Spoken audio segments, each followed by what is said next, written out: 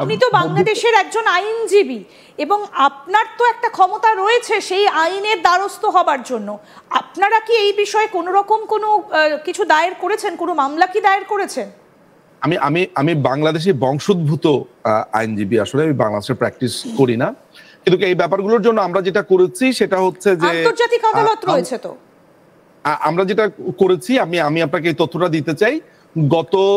আপনি তো জানেন যে 8ই নভেম্বরে আমরা একটা অভিযোগ দায়ের করেছি, যেটার বাদী ছিলেন সিলেটের মাননীয় মেয়র জনাব আনোয়ারুজ্জামান চৌধুরী। আমি দ্বিতীয় অভিযোগ দাখিল করেছি, সেইটার এটা করেছি 22শে জুন, অর্থাৎ এই যে আজকে কয় তারিখ, আজকে হচ্ছে 9 তারিখ, এই যে 14-15 দিন আগে, 2 সপ্তাহ হয়েছে আমরা অভিযোগ দায়ের করেছি। 22শে জুন সকালবেলাতে আমরা অভিযোগ দায়ের করেছি। এটার যিনি অভিযোগকারী ছিলেন মোহাম্মদ হাসান, তিনি অভিযোগ দায়ের করেছেন যে বাংলাদেশে যেই হিন্দুদের উপরে যেই দমন পীড়ন চলছে, তাদেরকে যে সিস্টেমেটিক কিলিং করা হচ্ছে এবং ওয়াইড স্প্রেড যে কিলিং করা হচ্ছে, অর্থাৎ জাতিগত নির্মূল, অর্থাৎ ধর্মীয় পরিচয়কে কেন্দ্র করে যে পুরো জাতিগত নির্মূল, সেইটার ব্যাপারে আমরা আন্তর্জাতিক আদালতে অভিযোগ দায়ের করেছি। তারপরে বাংলাদেশ আওয়ামী লীগের নেতাকর্মীদের উপরে যে দমন পীড়ন, সেটার উপর অভিযোগ দায়ের করেছি এবং পুলিশের উপরে যে দমন পীড়ন গণহত্যা হচ্ছে সেটার ব্যাপারে অভিযোগ দায়ের করেছি। ফলে এখন আন্তর্জাতিক কমিউনিটি এটার ব্যাপারে নড়েচড়ে বসে কিনা, এটা নিয়ে তারা তদন্ত করে কিনা, এটা নিয়ে তারা কোনো ধরনের রেজলিউশন পাস করে কিনা, এটা একটু দেখার বিষয়। এটা তো আমরা আমাদের কাজগুলো করেছি, আমরা আমাদের দায়িত্বটা করেছি, কিন্তু প্রশ্ন উঠেছে যে ইউনূস তো আপনার শান্তিতে নোবেল পেয়েছে, তাহলে ইউনূস আপনার এই দেশকে এই জঙ্গি টোকাইদেরকে নিয়ে যখন এই কর্মকাণ্ডগুলো করছে, আন্তর্জাতিক সম্প্রদায়ের এখানে মতামতটা এখনো আমরা জানতে পারিনি। তারা বসে বসে দেখছে এবং তারা এগুলোকে ইগনোর করছে ক্রমাগতভাবে। এই ব্যাপারগুলো আমার মনে হয় ভারত সরকারেরও আমার মনে হয় একটু নজরে আনা দরকার, যে ভারত তো শুধুমাত্র বাংলাদেশের এই ঘটনাটা নিয়ে না, সারা পৃথিবীতেই তো এই ধরনের দমন নিপীড়নের বিরুদ্ধে ভারত সবসময় সোচ্চার থাকে বলে, এবং আপনাদের মিডিয়াও ক্রমাগতভাবে সারা পৃথিবীতেই যেখানে দমন নিপীড়ন হয় বলে। আমি মনে করি যে আপনারা তো সরব রয়েছেনই মিডিয়াতে, এটার জন্য আসলে ধন্যবাদ প্রাপ্য, কিন্তু ভারত সরকারও আরেকটু কঠোর অবস্থানে বা তারা আন্তর্জাতিক পরিমণ্ডলে এই ব্যাপারগুলোকে অ্যাড্রেস করা প্রয়োজন। প্লাস হচ্ছে একটা দীর্ঘ সময় ধরে চিন্ময় প্রভু, তাকে গ্রেফতার করা হয়েছে, গ্রেফতার রাখা হয়েছে, তাকে তার অধিকার থেকে বঞ্চিত করা হয়েছে, তাকে কোনো ধরনের আইনি সুযোগ সুবিধা দেওয়া হচ্ছে না। এইসব ব্যাপারও আমাদের মনে হয় একটু উচ্চকিত হওয়ার সময় এসেছে। আপনি দেখেন আশেপাশে যে আইএস এর পতাকা, আইএস এর মানে এতগুলো মানুষ এখানে দাঁড়িয়ে আছে, ছবিটা দেখতে দেখতে মনে হচ্ছিল, দেখুন এই যে যিনি কথা বলছেন তার পাশে যে লোকগুলো দাঁড়িয়ে রয়েছে, আমি একটু ছবিটা দেখাতে বলবো।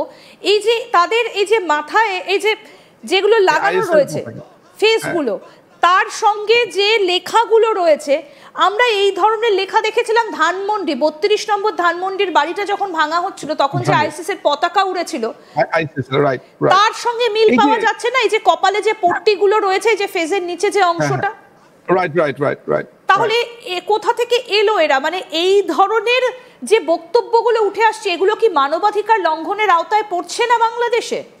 একদম মানবাধিকার লঙ্ঘনের আওতায় পড়ছে এই ধরনের হুমকি ধামকি। আপনি খেয়াল করে দেখেন পেছনে আপনার প্যালেস্টাইনের পতাকা আমি লক্ষ্য করছি, প্যালেস্টাইনের পতাকা দেখা যাচ্ছে, অর্থাৎ তারা এখানে প্যালেস্টাইনের বিষয় দিয়ে সামনে এনেছে। তো এই মানুষগুলো বেসিক্যালি যেটা হয়েছে, যে আমি আপনাকে এর মধ্যে একটা ছোট্ট গল্প বলতে চাই, যে এটা বলাটা ভালো। একদিন আজকে থেকে প্রায় 5-6 বছর আগে আপনার বাংলাদেশের এক শ্রেণীর হুজুর, সবাই না, এক শ্রেণীর হুজুর তারা ঘোষণা দিল যে বাংলাদেশে ইসরায়েলি এমবেসি তারা অভিমুখে লং মার্চ করবে। এখন তাদেরকে বলা হলো যে বাংলাদেশে ইসরায়েলি কোনো এমবেসি নেই, কারণ বাংলাদেশের সাথে ইসরায়েলের কূটনৈতিক সম্পর্ক নেই। তারপরেও তারা লং মার্চ করবে এবং তারা হরতালের ডাক দিয়েছে। অর্থাৎ এই হুজুরদেরকে বোঝাতেই আমরা পারলাম না যে বাংলাদেশে ইসরায়েলের কোনো এমবেসি নেই এবং বাংলাদেশের সাথে ইসরায়েলের কোনো কূটনৈতিক সম্পর্ক নেই। সুতরাং আপনারা যে ইসরায়েল এমবেসি অভিমুখে লং মার্চ করবেন, সেটা হবে না। সেটা কোন দিকে যাবে? মানে এই যে অশিক্ষা, কুশিক্ষা, এই যে এরা আজীবন একটা কুপমুন্ডুক, এই যে এরা আজীবন যে অশিক্ষা কুশিক্ষাতে বড় হয়েছে, এইটা একটা ভীষণ আপনার চিন্তার বিষয়। এরা আমাদেরই ডান দিকে বাম দিকে বড় হয়েছে, এদেরকে আমরা নর্মাল রাস্তাঘাটে দেখেছি।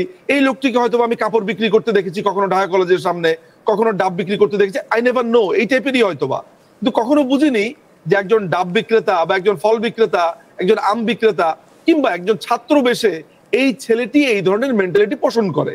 অর্থাৎ এই ছেলেটি বলতে চাইছে সে তার নিজ দেশের জনগণকে নিজ হাতে খুন করবে। কিসের জন্য খুন করবে? একটা কাল্পনিক সমস্যা কল্পনা করে। আপনি চিন্তা করে দেখুন তাহলে কোন জায়গাতে গেছে। এখন এই ব্যাপারগুলো নিয়ে আপনি প্রশ্ন করতে পারেন যে তাহলে রাষ্ট্র কি করছে? রাষ্ট্র মদত দিচ্ছে। আপনার এরকম খোলা ময়দানে দাঁড়িয়ে একটা সভ্য দেশে যদি এই ধরনের কথা বলা হয় তাহলে তো সাথে সাথে তাকে গ্রেফতার করা হবে। বাংলাদেশে তো এই বিষয়ে আইন আছে, বাংলাদেশে সাইবার নিরাপত্তা আইন আছে, বাংলাদেশে পেনাল কোড আছে, বাংলাদেশ জননিরাপত্তা আইন আছে। সেই যে আইন কানুন সেগুলো কি শুধুমাত্র শেখ হাসিনার কি করেছেন তার অভিযোগ খতিয়ে দেখছে, নাকি এদের যে কর্মকাণ্ডগুলো সেগুলো খতিয়ে দেখার জন্য ব্যবহৃত হচ্ছে? বাংলাদেশে এখন যত রকমের আইন আছে এগুলো সবকিছু অ্যাপ্লাই হচ্ছে আমাদের উপরে, অর্থাৎ বাংলাদেশের নেতাকর্মীদের উপরে। বাংলাদেশ আওয়ামী লীগের আপনার যত রকমের সহযোগী সংগঠন আছে, ছাত্রলীগ। কিন্তু আপনি তো বাংলাদেশের একজন আইনজীবী এবং আপনার তো একটা ক্ষমতা রয়েছে সেই আইনের দ্বারস্থ হবার জন্য। আপনারা কি এই বিষয়ে কোনো রকম কোনো কিছু দায়ের করেছেন, কোনো মামলা কি দায়ের করেছেন? আমি আমি আমি বাংলাদেশি বংশোদ্ভূত আইনজীবী, আসলে আমি বাংলাদেশে প্র্যাকটিস করি না, কিন্তু এই ব্যাপারগুলোর জন্য আমরা যেটা করেছি সেটা হচ্ছে যে আন্তর্জাতিক আদালত রয়েছে। তো আমরা যেটা করেছি, আমি আপনাকে এই তথ্যটা দিতে চাই। গত আপনি তো জানেন যে 8ই নভেম্বরে আমরা একটা অভিযোগ দায়ের করেছি যেটার বাদী ছিলেন সিলেটের মাননীয় মেয়র জনাব আনোয়ারুজ্জামান চৌধুরী। আমি দ্বিতীয় অভিযোগ দাখিল করেছি, সেইটার এটা করেছি 22শে জুন, অর্থাৎ এই যে আজকে কয় তারিখ? আজকে হচ্ছে 9 তারিখ, এই যে 14-15 দিন আগে, 2 সপ্তাহ হয়েছে আমরা অভিযোগ দায়ের করেছি। 22শে জুন সকালবেলাতে আমরা অভিযোগ দায়ের করেছি। এটার যিনি অভিযোগকারী ছিলেন মোহাম্মদ হাসান, তিনি অভিযোগ দায়ের করেছেন যে বাংলাদেশে যেই হিন্দুদের উপরে যেই দমন পীড়ন চলছে, তাদেরকে যে সিস্টেমেটিক কিলিং করা হচ্ছে এবং ওয়াইড স্প্রেড যে কিলিং করা হচ্ছে, অর্থাৎ জাতিগত নির্মূল, অর্থাৎ ধর্মীয় পরিচয়কে কেন্দ্র করে যে পুরো জাতিগত নির্মূল, সেইটার ব্যাপারে আমরা আন্তর্জাতিক আদালতে অভিযোগ দায়ের করেছি। তারপরে বাংলাদেশ আওয়ামী লীগের নেতাকর্মীদের উপরে যে দমন পীড়ন সেটার উপর অভিযোগ দায়ের করেছি এবং পুলিশের উপরে যে দমন পীড়ন গণহত্যা হচ্ছে সেটার ব্যাপারে অভিযোগ দায়ের করেছি। ফলে এখন আন্তর্জাতিক কমিউনিটি এটার ব্যাপারে নড়েচড়ে বসে কিনা, এটা নিয়ে তারা তদন্ত করে কিনা, এটা নিয়ে তারা কোনো ধরনের রেজলিউশন পাস করে কিনা, এটা একটু দেখার বিষয়। এটা তো আমরা আমাদের কাজগুলো করেছি, আমরা আমাদের দায়িত্বটা করেছি। কিন্তু প্রশ্ন উঠেছে যে ইউনূস তো আপনার শান্তিতে নোবেল পেয়েছে, তাহলে ইউনূস আপনার এই দেশকে এই জঙ্গি টোকাইদেরকে নিয়ে যখন এই কর্মকাণ্ডগুলো করছে, আন্তর্জাতিক সম্প্রদায়ের এখানে মতামতটা এখনো আমরা জানতে পারিনি। তারা বসে বসে দেখছে এবং তারা এগুলোকে ইগনোর করছে ক্রমাগতভাবে। এই ব্যাপারগুলো আমার মনে হয় ভারত সরকারেরও আমার মনে হয় একটু নজরে আনা দরকার।